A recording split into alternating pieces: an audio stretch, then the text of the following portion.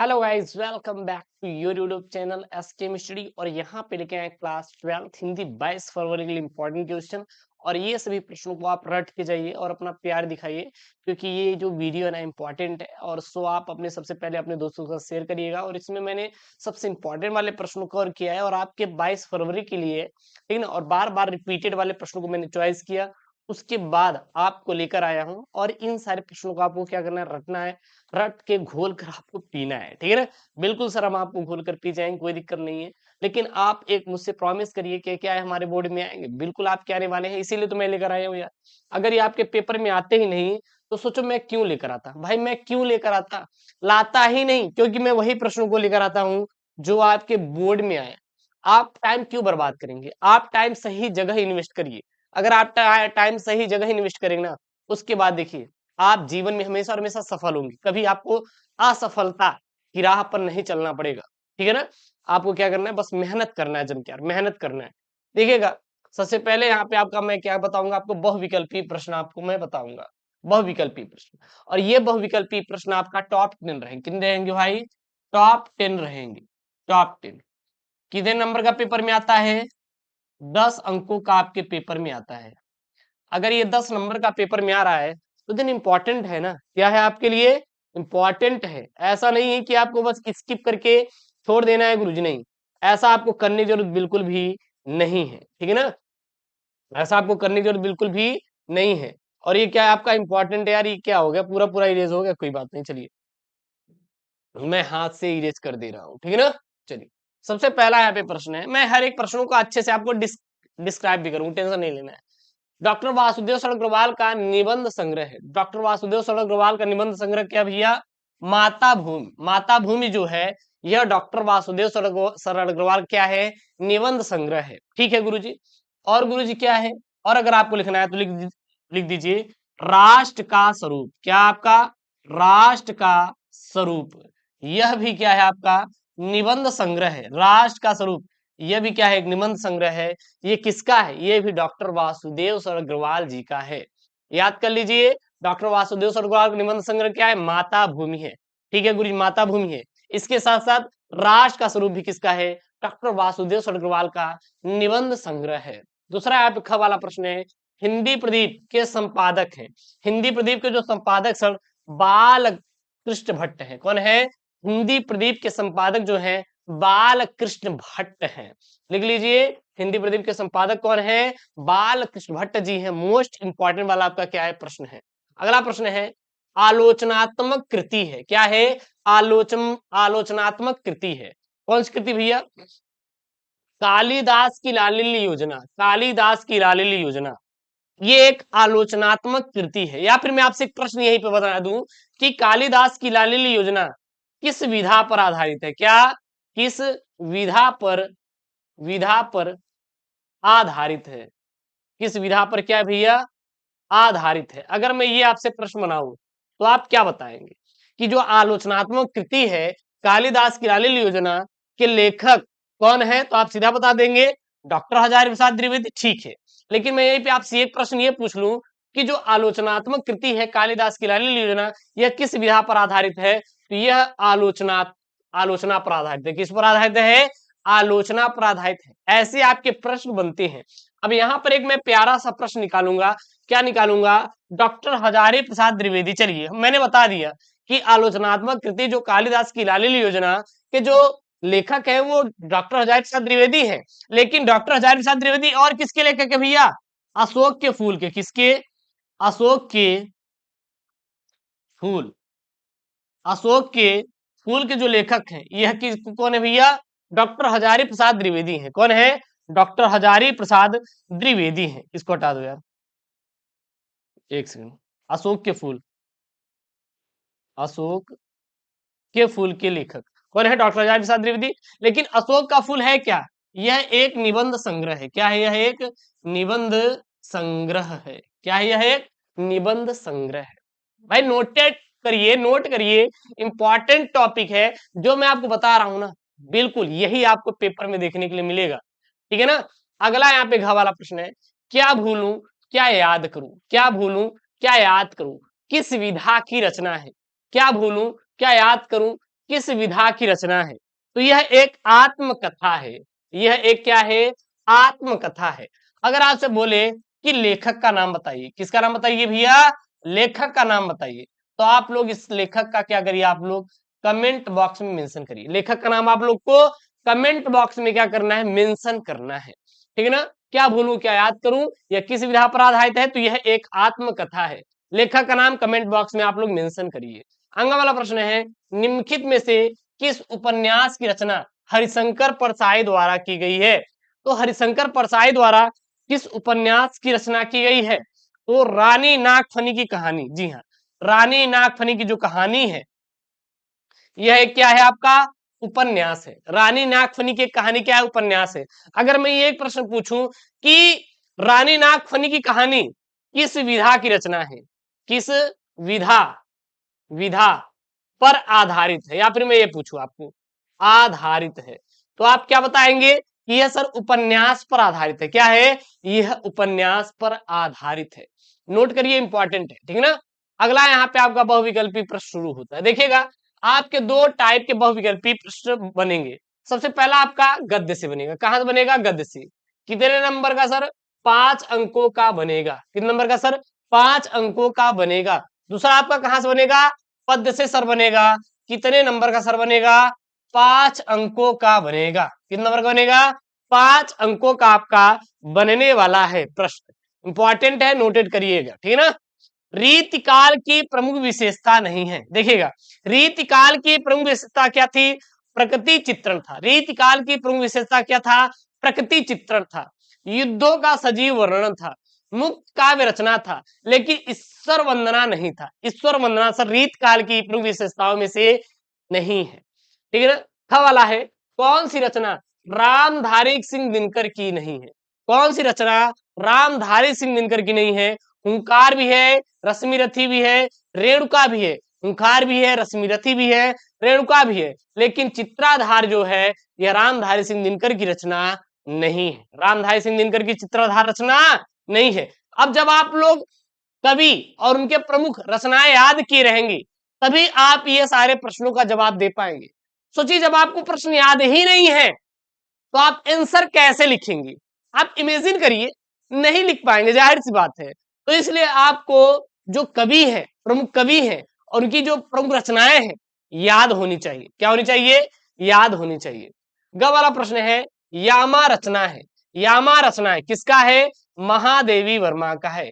यामा रचना किसकी है? महादेवी वर्मा की जो रचना है क्या है? यामा है। ठीक है ना? जयशंकर प्रसाद की कौन है? श्रद्धा मनु। श्रद्धा मनु किसकी भैया? जयशंकर प्रसाद की है, नोट कर लीजिए। यामा किसकी है? वो महादेव वर्मा की है। जयशंकर प्रसाद की क्या है आपका? वो है श्रद्धा मनु। ठीक है ना? हिंदी साहित्य के आदिकाल के लिए क्या दिया था? चारण काल नाम दिया था। मतलब आदिकाल को चारण काल। जैसे मैंने बोलूं, अरे पिंटू के सिंटू नाम दे देते, कोई दिक्कत है क्या? अरे नहीं गुरुजी, कोई दिक्कत नहीं है। तो किसने दिया था? राम कुमार वर्मा ने दिया था। किसने दिया था? राम कुमार वर्मा ने दिया था। इंपॉर्टेंट है, एकदम टिक कर लीजिए, आज पेपर में आएगा तो छाप दीजिएगा। ठीक है ना? किस कवि को ज्ञानपीठ पुरस्कार नहीं मिला? किस कवि को ज्ञानपीठ पुरस्कार नहीं मिला था? किस कवि को ज्ञानपीठ पुरस्कार नहीं मिला था? किस कवि को ज्ञानपीठ पुरस्कार नहीं मिला था? तो भैया जयशंकर प्रसाद को ज्ञानपीठ पुरस्कार नहीं मिला था। जयशंकर प्रसाद को ज्ञानपीठ पुरस्कार नहीं मिला था। ठीक ना? तो किसको किसको मिला था? रामधारी सिंह दिनकर को, महादेवी वर्मा को यामा पर, ऐसे आप कर लीजिएगा, सुमित्रानंद पंत को, लेकिन जयशंकर प्रसाद को नहीं मिला था। उसके बाद जो अगला आपका आएगा टॉपिक, वो आएगा गद्यांश। कितने नंबर का सर? 10 अंकों का हमारे पेपर में ये गद्यांश रहेगा सर। गद्यांश करने का सबसे सिंपल और शॉर्ट तरीका बताऊंगा, आप थोड़ा ध्यान दीजिएगा। उसके बाद आप सारे प्रश्नों को आप कर लोगे और ये 10 नंबर आपको फ्री में मिल जाएगा। सर कैसे स्कोर करेंगे? सबसे पहले आपको दिमाग लगा के पढ़ना है। क्या करना है भैया? पढ़ना है। पढ़ लिए, चलिए चलिए पढ़िए। जन का प्रवाह अनंत होता है, सहस्त्रों वर्षों से भूमि के साथ राष्ट्रीय जन ने तदात्म प्राप्त किया। जब तक सूर्य की रश्मियां नित्य प्रातः काल भुवन को अमृत से भर देती है, तब तक राष्ट्रीय जन का जीवन भी क्या है? अमर है। इतिहास के अनेक उतार चढ़ाव पार करने के बाद भी राष्ट्र निवासी जन नई उठती लहरों से आगे बढ़ने के लिए क्या है, अजर अमर है।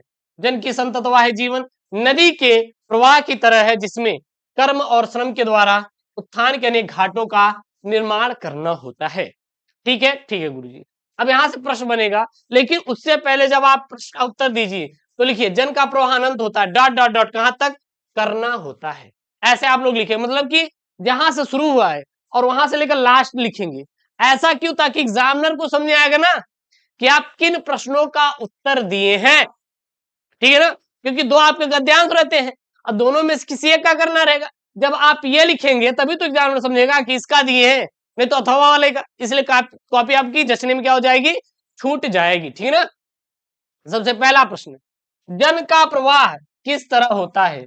अब सर इसका आंसर हम कैसे करेंगे कि जन का प्रवाह किस तरह होता है, कैसे करेंगे। तो देखिएगा यहाँ पे प्रश्न आपको मिल जाएगा, उत्तर प्रश्न का, जन का प्रवाह अनंत होता है। जन का प्रवाह अनंत होता है। इसीलिए मैं कहता हूं कि हर एक प्रश्न का आपको सोल्यूशन गद्यांश में ही भाई मिलेगा। आपको क्या करना है, केवल केवल उस पर थोड़ा सा विचार विमर्श करके पढ़ना है, और आपको कुछ भी करने की जरूरत बिल्कुल भी नहीं है। ठीक है ना। तो उत्तर में क्या लिख देंगे, जन का प्रवाह अनंत होता है। दिए गए गद्यांश का शीर्षक एवं लेखक का क्या करिए, नामो उल्लेख कीजिए। मतलब गद्यांश का आपको शीर्षक और लेखक का क्या करना है, आपको नामो उल्लेख करना है।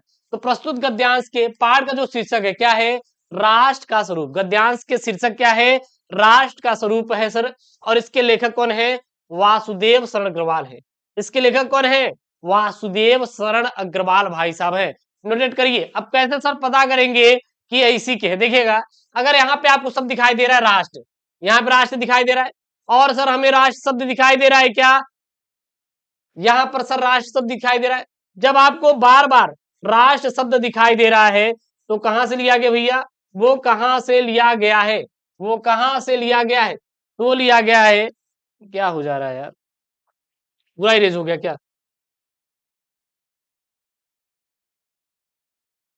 चलिए अब सही है। व्हाट इज दिस, अब सही है, अब सही है ना। चलिए, तो ये आप देखिए यहाँ पे, जब आपको यहाँ पे बार बार आपको राष्ट्र शब्द दिखाई दे, क्या दिखाई दे भैया, राष्ट्र शब्द दिखाई दे रहा है, तो यह कहां से लिया गया है, ये आपका लिया गया है राष्ट्र के स्वरूप से। कहां से लिया गया है, राष्ट्र के स्वरूप से सर लिया गया है। और राष्ट्र के स्वरूप के लेखक कौन सर जी, वासुदेव शरण अग्रवाल, वासुदेव शरण अग्रवाल भाई साहब है। गुरु छाप दीजिए, अग्रवाल भाई साहब है सर। पेपर में हमारे आएगा गुरु जी, और यही पेपर में आएगा, इसलिए आप छाप दीजिए। ठीक है। अगला प्रश्न है, रेखांकित अंश की व्याख्या कीजिए। सर रेखांकित अंश की व्याख्या कहां से कहां तक करना है, देखिए यहाँ पे है, इतिहास के अनेक उतार चढ़ाव पार करने के बाद भी राष्ट्र निवासी जन नई उठती लहरों से आगे बढ़ने के लिए क्या है, अजर अमर है। बस इसी को क्या करना है, बढ़ा चढ़ा के लिखना है। अब आपके मन में आएगा सर कैसे लिखे, हाउ टू राइट गुरुजी, हमें तो समझ नहीं आ रहा है गुरुजी, लिखने का तरीका क्या होना चाहिए। ये आपके मैं दिमाग में अभी घिसो रहा हूँ, टेंशन मत लेना। देखिए ये आपका है, तो आप मतलब कि चीजों को बढ़ा चढ़ा के लिख दी, बस और कुछ नहीं करना। अगर कोई बोल रहा है कि मैं उसे मारूंगा, आप बता देना कि वो बोल रहा था, उसे आप तोप से उड़ाएंगे। समझ आ रहा है, चीजों को बढ़ा चढ़ा के बोलना बस, और आपको कुछ भी करने की जरूरत नहीं है। याद देखिए, इसी को लिखेंगे, प्रत्येक राष्ट्र का इतिहास निरंतर बदलता रहता है तथा उसमें अनेक उतार चढ़ाव आते रहते हैं, किंतु राष्ट्र के निवासियों की श्रृंखला निरंतर चलती रहती है। मनुष्य की पीढ़ी दर पीढ़ी अपने राष्ट्र के साथ जुड़ा रहता है। इसी कारण हजारों वर्षों से मनुष्य ने अपनी भूमि के साथ तदात्म स्थापित किया हुआ है तथा विभिन्न दृष्टियों से एक रूपता बनाई हुई है। जब तक राष्ट्र रहेगा और राष्ट्र की प्रगति होती रहेगी, तभी तक राष्ट्रीय जन का जीवन भी क्या रहेगा, अमर रहेगा। इतिहास में अनेक परिवर्तन आते हैं, अर्थात उतार चढ़ाव आते रहते हैं, किंतु राष्ट्र के निवासी नए उठती लहरों से आगे बढ़ने के लिए क्या है, प्रयत्नशील है। अगला प्रश्न यहाँ पे है, सूर्य की रश्मियों का क्या प्रभाव पड़ता है। तो सूर्य की रश्मियों का क्या प्रभाव पड़ता है भैया, तो जब सूर्य की रश्मियां नित्य प्रातःकाल भुवन को अमृत से भर देती है, तब तक राष्ट्रीय जन का जीवन भी क्या है, अमर है। तो जो सूर्य की रश्मियों का प्रभाव क्या होता है, जीवन को अमर करना। क्या अमर करना, जीवन को अमर करना, अर्थात सूर्य की रश्मियों के प्रभाव से राष्ट्रीय जन का जीवन क्या है, अमर है। बस और आपको कुछ भी लिखने की जरूरत नहीं है। अगला यहाँ पे आपका पांचवा कि घाटों का निर्माण आशय स्पष्ट कीजिए। मतलब घाटों के निर्माण से क्या मतलब होता है, क्या तात्पर्य है, इसका अर्थ आपको बताना है। तो यहाँ पर घाटों का निर्माण का आशय है मनुष्य अपने कर्म और श्रम के द्वारा विकास के लिए पद चिन्ह छोड़ना। क्या छोड़ना? पद चिन्ह को छोड़ना। ठीक है ना। तो यहाँ पर घाटों के निर्माण का आशय क्या है? मनुष्य अपने कर्म और श्रम के द्वारा विकास के पद चिन्ह को छोड़ना। घाटों का निर्माण करने से क्या है? आशय है। अगला यहाँ पे है जन का संततवाही जीवन किस तरह है। तो जन का संततवाही जीवन सदा प्रवाहित या अस्थायी है। ठीक है। राष्ट्रीय जन का जीवन कब तक अमर है? इस प्रश्न का उत्तर सर कहां ढूंढेंगे? इसी में से ढूंढेंगे यार। कब तक अमर है? अब जहां पे अमर शब्द दिखाई देगा वही इसका आंसर होगा। देखिएगा यहाँ पे राष्ट्र निवासी जन नई उठती लहरों के लिए आगे बढ़ने के लिए क्या है? अजर अमर है। ठीक है ना। अजर अमर है। ठीक है। यहां से सॉरी यहाँ पे है जब तक सूर्य की रश्मियां नित्य प्रातः काल भुवन को अमृत से भर देती हैं तब तक राष्ट्रीय जन का जीवन भी क्या है? अमर है। बस। और आपको कुछ भी करने की जरूरत बिल्कुल भी नहीं है। ठीक है ना। तो जब तक सूर्य की रश्मियां नित्य प्रातः पृथ्वी पर पड़ती रहेंगी तब तक राष्ट्रीय जन का जीवन भी क्या है? अमर है। बस यही लिखना है और आपको कुछ भी लिखने की जरूरत नहीं है। उसके बाद हम बात करेंगे भैया जीवन परिचय की। किसकी बात करेंगे? जीवन परिचय की। या फिर बोलिए भाई साहित्यिक परिचय। क्या बोलिए? साहित्यिक परिचय। किसका लेकर आए हैं? वासुदेव शरण अग्रवाल भाई साहब। कौन है भैया इसमें? वासुदेव शरण अग्रवाल यहाँ पे आपको दिखाई दे रहा है और ये आपके मोस्ट आईएमपी वाले हैं। कौन है? मोस्ट आईएमपी वाले हैं और इन्हीं का भी हम लोग राष्ट्र का स्वरूप पढ़े। ठीक है ना। सबसे पहले इंपॉर्टेंट टिप्स एंड पॉइंट के द्वारा इनको पढ़ेंगे। जन्म 7 अगस्त 1904 ईस्वी में इनका हुआ था। जन्म स्थान सर मेरठ उत्तर प्रदेश में हुआ था। इन्होंने उपाधि क्या प्राप्त की थी? पीएचडी डी लिट की इन्होंने उपाधि प्राप्त की थी। सर भाषा कैसी थी? विषयानुकूल प्रौढ़ और परिमार्जित खड़ी बोली सर इनकी भाषा थी। किसकी? डॉक्टर वासुदेव शरण अग्रवाल की। शैली कैसी थी सर? विचारात्मक गवेषणात्मक और व्याख्यात्मक इनकी क्या थी सर? शैली थी। इनकी सब प्रमुख रचनाएं कौन कौन सी हैं? पृथ्वी पुत्र, भारत की एकता, कल्पवृक्ष, माता भूमि और वागन धारा। प्रमुख रचनाएं पृथ्वी पुत्र, भारत की एकता और कल्पवृक्ष, माता भूमि, वागन धारा। और क्या है? राष्ट्र का स्वरूप लिख लीजिए। क्या है आपका? राष्ट्र का स्वरूप। राष्ट्र का स्वरूप भी तो है इनका, तो राष्ट्र का स्वरूप भी इनका लिख लेंगे। लेकिन इनकी मृत्यु 27 जुलाई 1967 ईस्वी में हुआ था। इनकी मृत्यु कब हुआ था? इनका डेथ कब हुआ था? 27 जुलाई सन 1967 ईस्वी में हुआ था। अब इनका बात करेंगे जीवन परिचय या फिर साहित्यिक परिचय की। तो जो था पॉइंट में उसी को इसमें लिख देंगे। अग्रवाल जी का जन्म 7 अगस्त सन 1904 ईस्वी को लखनऊ के प्रतिष्ठित वैश्य परिवार में हुआ था। इनका बाल्यकाल लखनऊ में ही व्यतीत हुआ था। बचपन से इनकी बुद्धि की प्रखरता अध्ययन के क्षेत्र में सहायक सिद्ध हुई। इसीलिए इन्होंने अपनी अल्प आयु में ही काशी विश्वविद्यालय से यानी बीएचयू से बीए और लखनऊ विश्वविद्यालय से एमए, पीएचडी और डी लिट की क्या प्राप्त की? उपाधियां इन्होंने देखिए यहाँ पे प्राप्त कर ली। ठीक है ना। इनके अध्ययन और पुरातत्व विभाग में विशेष रुचि कारण इन्हें काशी हिंदू विश्वविद्यालय यानी बीएचयू ने पुरातत्व एवं प्राचीन इतिहास विभाग के अध्यक्ष पद का कार्यभार भी सौंप दिया और बाद में आचार्य पद पर आसीन हुए। मां सरस्वती का यह अमर पुत्र हिंदी साहित्य की सेवा करता हुआ 27 जुलाई सन 1967 ईस्वी में माता या माँ के चरणों में क्या हो गया भैया? सदा के लिए सो गया। इनकी सब प्रमुख रचनाएं जैसे पृथ्वी पुत्र, यह क्या है? निबंध संग्रह है। कल्पलता, कल्पवृक्ष, वेद विद्या, कला और संस्कृति, माता भूमि, वागन धारा इत्यादि इनके क्या है? निबंध संग्रह सर। इनके शोध ग्रंथ कौन कौन से हैं? पालीन कालीन भारत, संपादन जयसी कृष्ण यानी कि बोले तो पद्मावत। ठीक है ना। इनका साहित्यिक योगदान की बात करें, क्या बात करें? साहित्यिक योगदान की बात करें तो ये भाषा और साहित्य के प्रकांड पंडित थे। इन्होंने अनेक पत्रिकाओं में अपना निबंध लिखकर गौरवपूर्ण क्या प्राप्त किया? स्थान भी प्राप्त किया। इनके लेख अनुसंधान पूर्ण तथा उनमें भारतीय संस्कृति की गहरी छाप मिलती है और इन्होंने भारतीय संस्कृति के विभिन्न अंगों से संबंधित उत्कृष्ट निबंध भी लिखे। ये केवल एक गद्य लेखक ही नहीं अपितु काव्य प्रेमी भी थे। शोध निबंधों में एक मूल्यवान परंपरा को इन्होंने क्या किया? प्रारंभ भी किया था। ठीक है ना? तो ये रहे आपके भाई क्लास 12th हिंदी के मोस्ट इंपोर्टेंट वाले क्वेश्चन, वो भी आपके 22 फरवरी के लिए हैं। आप इसे रटिए, तैयार करिए, कोई दिक्कत आए तो आप लोग कमेंट कीजिए। और हाँ, ऐसे आप वीडियो पाने के लिए चैनल को क्या करिए भैया, सब्सक्राइब करिए, वीडियो को लाइक करिए और अपने दोस्तों के साथ वीडियो को शेयर करिए। मिलते हैं नेक्स्ट वीडियो में। ओके दोस्तों, thank you, Jai Hind, take care, bye bye.